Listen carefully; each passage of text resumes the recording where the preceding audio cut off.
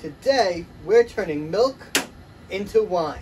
Yes, today we're making Blaand.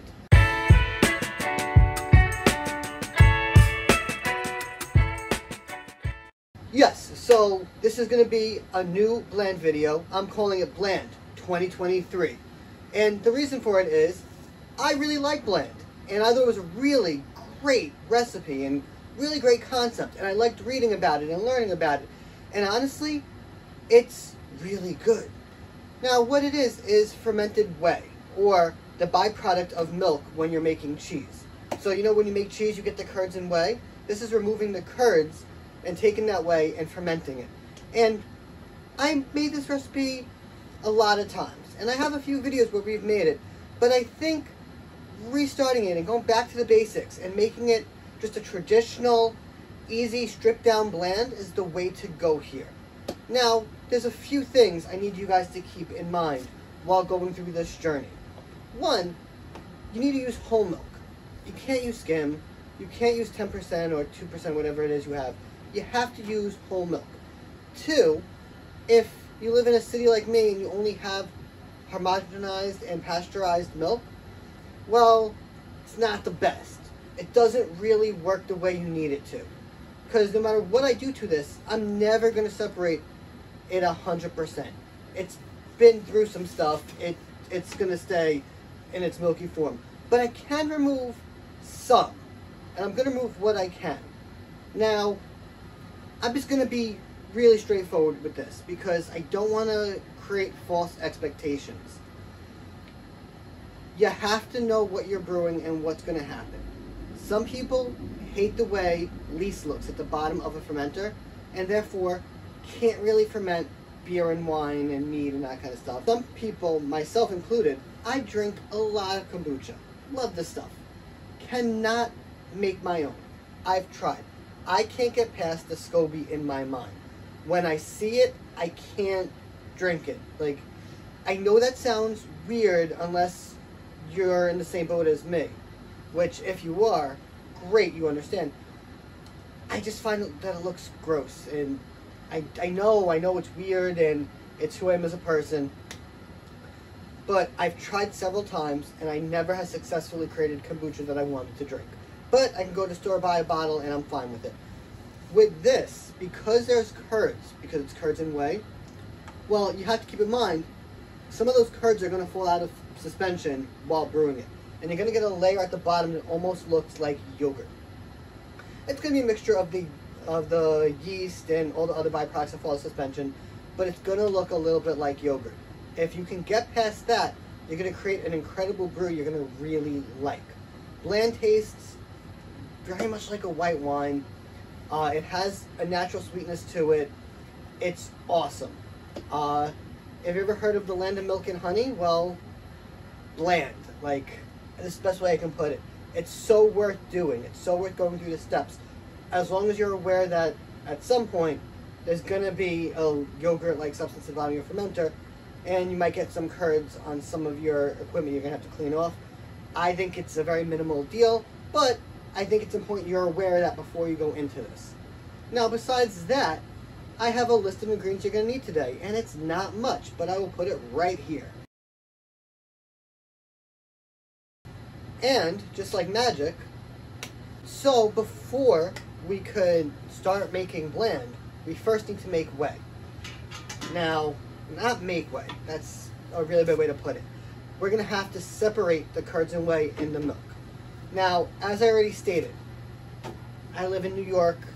I can only get milk that's been homogenized and pasteurized, just the way it is. If you can get milk that is not, if you live near a dairy farm or have your own cows or something of that nature, get that. It's a lot better. I know if you live outside of the US, you probably have ways of getting that, and that's great too.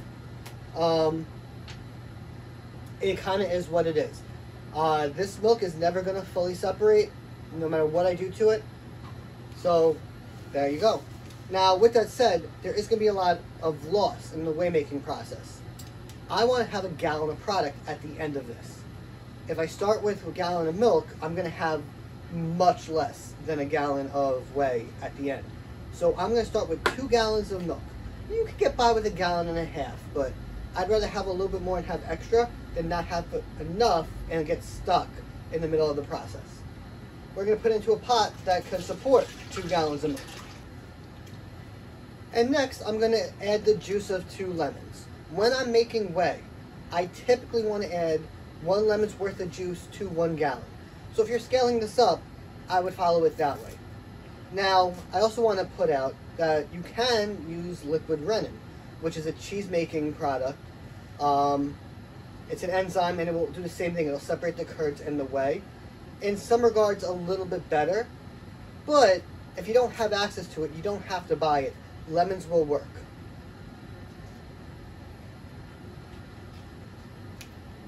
If you want to make a mess with it, go for it. Make a mess with it. Now, it should almost immediately start to curdle a little bit. That's what the lemon juice does. It's an acid. That's fine. I'm now going to bring this pot to 180 degrees, and I'm going to keep it at 180 degrees for 10 minutes. So you are going to need a thermometer and a heat element.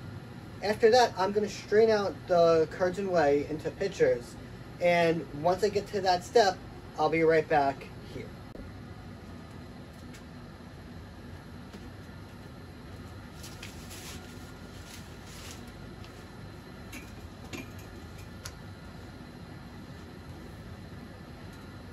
There we go. So now I have 2 containers of, well, I want to say whey, but it's still not pure whey. There's still a lot of milk solids in there.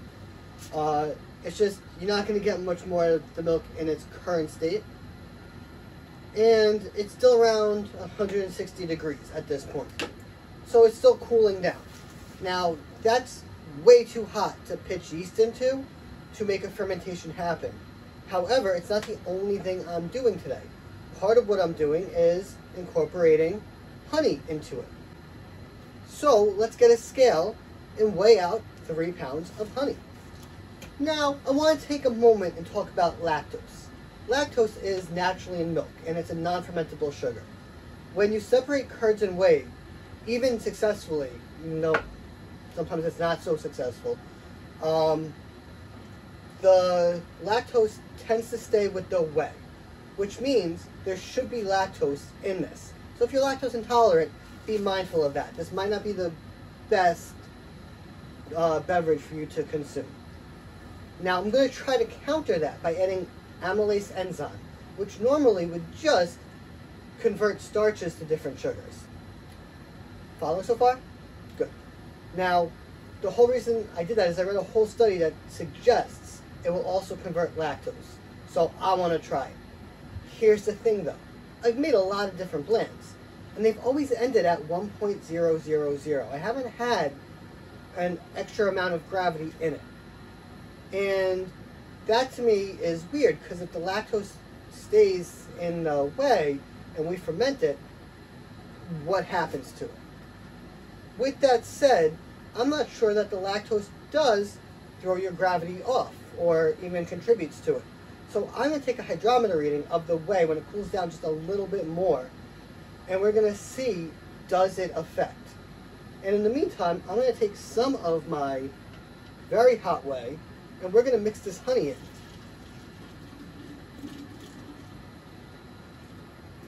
Because while I can't add any of the other ingredients just yet, I can melt that honey and put it into this beverage. So this actually took a lot longer to cool down than I was hoping for, but we're finally there. We're at a realistic temperature to keep going with. We're around 120 right now, which means, well, 120 is perfectly safe. It won't kill the yeast at that temperature. I still want to get it down a little bit more, but between adding everything and stirring, we should be good to go. First thing I want to do is, as I said, take a gravity reading of just the whey.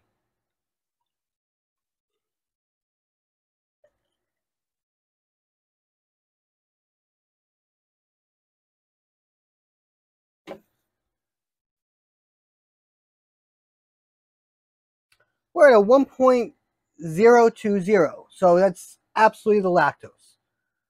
So, it's good to know. I can just right into here.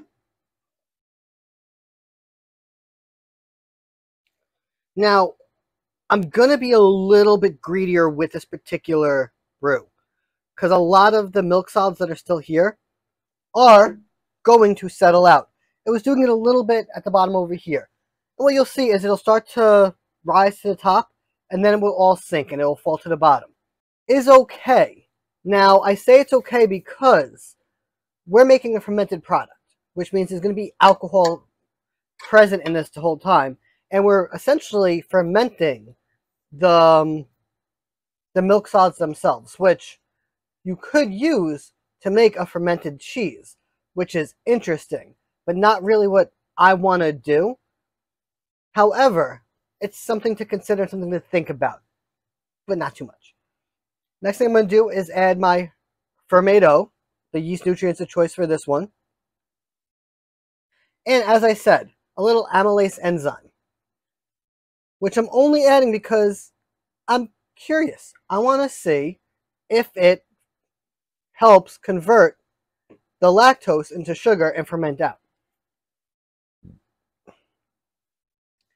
It's possible because of the gravities I started with in past Blaands that 1.000 wasn't done, and that it was really going to go down to 0.990, and because of the little bit of lactose, it was leveling out, making me believe it was finished or fully fermented. I don't know. We'll find out with this one, I guess. We're going to give it a really good stir. It actually smells really pleasant. It smells like warm milk and honey, which is surprising, I know. But what are you going to do? The last thing I want to add to this is going to be a couple pieces of dried orange zest. Well, dried orange peel. And the reason I do it now is it imparts a really nice orangey citrus flavor into your brew without giving me a bunch of extra orange, which aren't my favorite fruit to eat. So this was just a no-brainer. You can get them at your local Asian market in a very big bag. They last forever, and it's a good thing to have. So now I have to say it. I lied again. Because I said the last thing I was going to add to this was the orange peel. But no, I'm going to add 1 pack of 71B. First, let's give this another big stir and take a gravity reading so we know what we're starting with.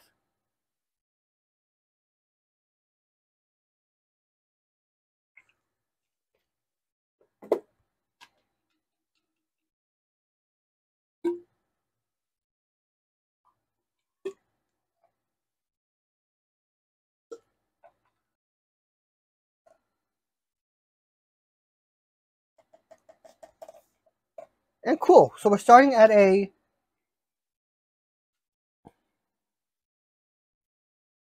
1.100. Perfect, exactly what I wanted to start with. We could add this right back in. I find the yeast come out a little bit easier if you shake up the pack before you add it. Peel the top right off.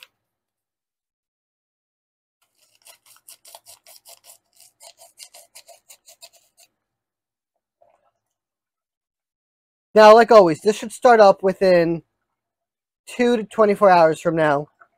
And it's going to be a rather active fermentation. That's the nature of the beast. I'm going to keep this probably on a shelf that I can see, because it's going to look really funky while it's working. But it's perfectly okay, and actually preferred to put it in a dark space with no direct sunlight, in a cooler environment, room temperature environment. You know, between 60s and 70s should be good enough. In my experience, it tends to run through fermentation in about a week. So I'll see you guys in about a week. If you're wondering what to do with the rest of the whey, I'm going to save it. And then in a couple of days, I'm going to make a little bit more and start another Blaand. It's typically what I do, how I go through the works. This will last for probably a week or so in your fridge, good as is. If you want to see some more videos on how to make Blaand, please check some more of mine out. I have quite a few on some really fun recipes on making Blaand, and I think it's something every homebrewer needs to do at least once. It's just one of those check-off marks. I've made wine, I've made mead, and check mark, I've made Blaand. It's going to look like a really funky fermentation compared to other things, because you're literally going to watch the milk solids lava lamping around. I think it's really fascinating, really fun to look at. As I said, this should only take about a week. What you're going to see is everything start to float, everything simmer down, airlock should go to neutral pressure. At that point, this is one of the few brews where I'm like, I prefer to rack it sooner rather than later. So once it separates, I tend to take a reading, make sure it's done, and rack it into its next fermentation vessel, just because there is milk in here. There is dairy in here, I should say. And even with alcohol present and fermentation happening, I'd rather get it out sooner than later. It's going to be fine. I've made enough Blaand to know it works out perfectly, and it tastes great when it's finished. Anyway, if you like today's video, please give me a like. If you have questions, comments, or concerns, especially on making Blaand, because I know there's a lot to cover in it, please leave them below. I'd be more than happy to answer. And if you like this video, please hit subscribe, because this way you'll be notified when other videos come out, including the part 2s and 3s of this one. Anyway, guys, that's all I have. I'm Phil. This is Phil with Facts. And until next time, cheers.